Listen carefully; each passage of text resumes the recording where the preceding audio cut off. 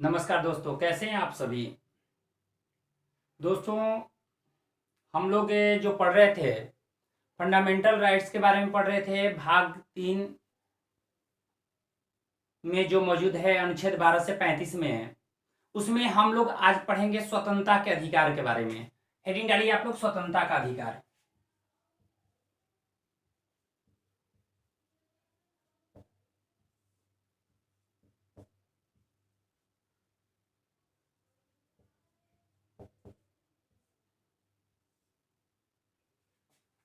स्वतंत्रता का अधिकार, ये जो है स्वतंत्रता का अधिकार हमारे संविधान के आर्टिकल 19 to 22 में है। यानी ये अनुच्छेद 19 से 22 में मौजूद है। हमारे संविधान में स्वतंत्रता का अधिकार अनुच्छेद 19 से 22 में मौजूद है। इस के तहत आप देख लीजिए प्रत्येक आर्टिकल से संबंधित क्या क्या चीजें हैं। पहला अनुच्छेद 19, अनुच्छेद 19। दूसरा जो है अनुच्छेद 20, अनुच्छेद 20। तीसरा अनुच्छेद 21, अनुच्छेद 21। चौथा जो है अनुच्छेद 22, अनुच्छेद 22। यानी 19, 20, 21, 22। अब इसमें क्या है, अनुच्छेद 19 में देखिएगा कि अनुच्छेद 19 में कुल 7 प्रकार की स्वतंत्रताएं दी गई हैं। 7 प्रकार की स्वतंत्रताएं, स्वतंत्रता दी गई है। 7 प्रकार की स्वतंत्रता दी गई है, जिसमें पहला है वाक्य एवं अभिव्यक्ति की स्वतंत्रता। पहला है वाक्य एवं अभिव्यक्ति की स्वतंत्रता, अभिव्यक्ति की स्वतंत्रता। पहला है वाक्य एवं अभिव्यक्ति की स्वतंत्रता। जो दूसरा है, दूसरा में दिया गया है कि आप शांतिपूर्वक सम्मेलन कहीं भी कर सकते हैं। तो दूसरा है शांतिपूर्वक सम्मेलन करने की स्वतंत्रता।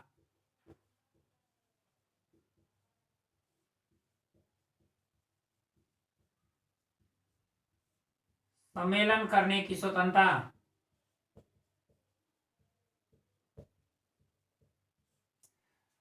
तीसरा जो है वो है आपका कोई संघ या संगठन बनाने की स्वतंत्रता। यानी संगम या संघ बनाने की स्वतंत्रता।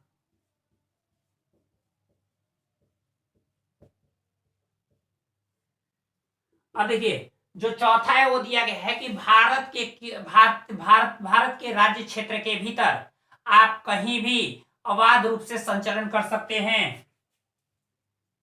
भारतीय संघ क्षेत्र, संघ, भारतीय राज्य क्षेत्र डालिए, राज्य क्षेत्र के भीतर अबाध है, माना बिना किसी रुकावट के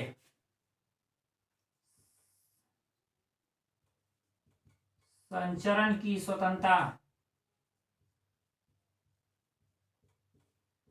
तीसरा है, चौथा ये देखिए, पांचवा जो है वो भारतीय राज्य क्षेत्र के भीतर आप कहीं भी निवास कर सकते हैं या बस सकते हैं। भारतीय राज्य क्षेत्र के भीतर बसने या रहने की स्वतंत्रता।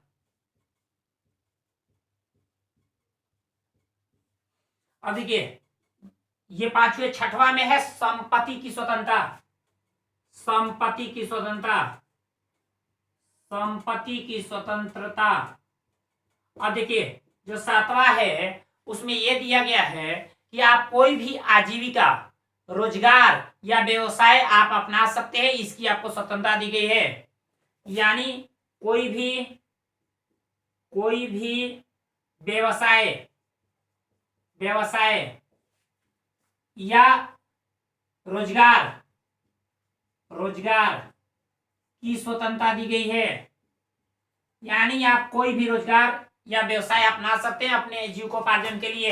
ये 7 प्रकार की स्वतंत्रताएं दी गई हैं इसमें। अब इस पे हम बात करेंगे एक एक चीज पे। जो अनुच्छेद 20 है, अनुच्छेद 20 में यह प्रावधान किया गया है कि अपराधों के लिए दोष सीधी के संबंध में संरक्षण प्राप्त है। अगर कोई व्यक्ति अगर अपराध करता है तो उसके अगर दोषी है तो उसके संबंध में संरक्षण प्राप्त है। तो ध्यान रखिएगा, यह है अपराध के लिए दोष सीधी के संबंध में संरक्षण। अपराध के लिए दोष सीधी के संबंध में संरक्षण, दोष सीधी के संबंध में संरक्षण। अब देखिए आर्टिकल जो 21 है उसमें यह प्रावधान किया गया है, इसमें प्राण एवं दैहिक स्वतंत्रता की बात की गई है। अनुच्छेद 21 में प्राण एवं दैहिक स्वतंत्रता की बात की गई है। दैहिक स्वतंत्रता की बात की गई है। अब देखिए जो अनुच्छेद 22 है वो निरोध एवं गिरफ्तारी से संरक्षण ये प्राप्त करता है। निरोध एवं गिरफ्तारी से संरक्षण एवं गिरफ्तारी से संरक्षण प्राप्त करता है, संरक्षण प्राप्त करता है। अब देखिए हमारे संविधान के अनुच्छेद 19 में कुल 7 प्रकार की स्वतंत्रताएं दी गई हैं, जिसमें वाक्य एवं अभिव्यक्ति की स्वतंत्रता, शांतिपूर्वक सम्मेलन करने की स्वतंत्रता, संगम या संघ बनाने की स्वतंत्रता, भारतीय राज्य क्षेत्र के भीतर आप कहीं भी अबाध रूप से संचरण कर सकते हैं, घूम सकते हैं, इसकी स्वतंत्रता दी गई है। भारतीय राज्य क्षेत्र के भीतर बसने या रहने की स्वतंत्रता दी गई है। बसने का मतलब घर बनाकर वहां रह जाने से है और रहने का मतलब अस्थायी रूप से रहने से है।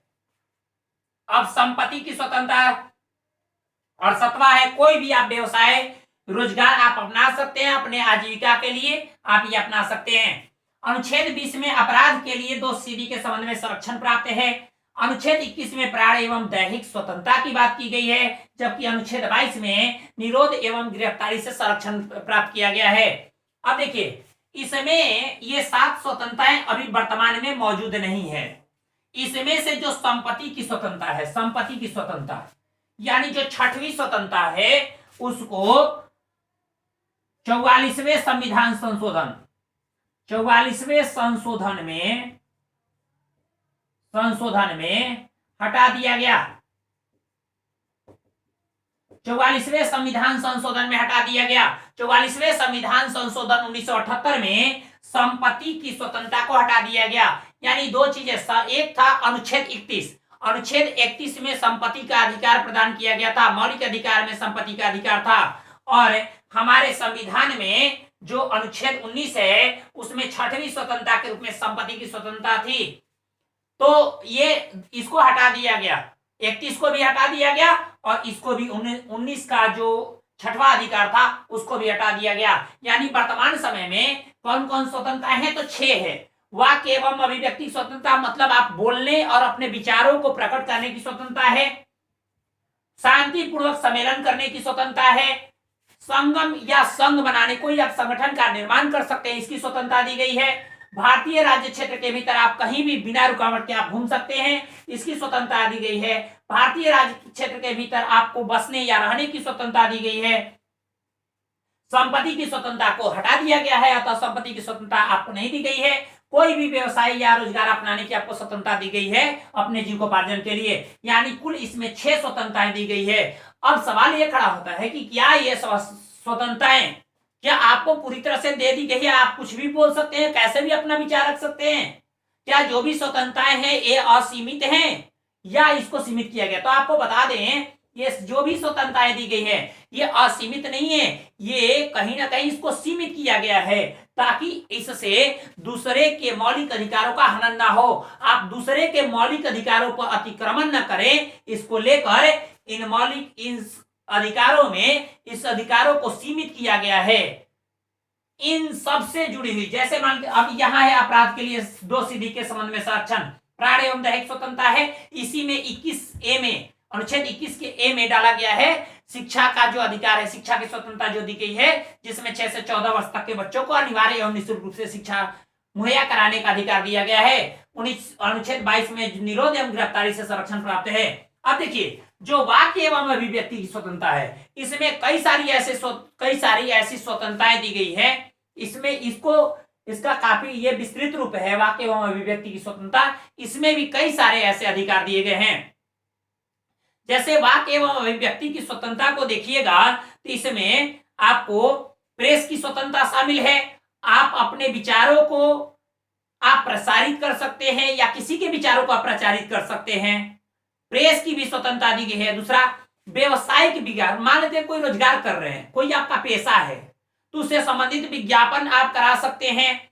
कोई राजनीतिक दल या कोई संगठन द्वारा बंद के खिलाफ आपको अधिकार है, बंद के खिलाफ आप विरोध कर सकते हैं, आपको विरोध प्रदर्शन करने का अधिकार दिया गया है। लेकिन ध्यान रखिएगा, हड़ताल करने का अधिकार नहीं है। ये सारे अधिकार हमारे इस अनुच्छेद 19 में दिए गए हैं। ऐसे हम अनुच्छेद 19 की प्रत्येक स्वतंत्रताओं को हम देखेंगे। अनुच्छेद 19 के ये वाक्य एवं अभिव्यक्ति की स्वतंत्रता में है प्रेस की स्वतंत्रता, आपको व्यवसायिक विज्ञापन करने की स्वतंत्रता, अपने विचारों को प्रसारित या किसी के विचारों को प्रसारित करने की स्वतंत्रता, या आपको कोई प्रदर्शन या विरोध करने की स्वतंत्रता, लेकिन हड़ताल की स्वतंत्रता नहीं है। ये सारी स्वतंत्रताएं हमारे वाक्य एवं अभिव्यक्ति की स्वतंत्रता है। वैसे ही इन सब का वर्णन, इन सब का अलग अलग इन सबको दिया गया है और इन सब में कई सारी चीजें शामिल हैं। कहां कहां ये मौलिक अधिकार सीमित होते हैं, इन सब के बारे में बताया गया है। सर्वोच्च न्यायालय ने इस पे कई सारे निर्णय दिए हैं।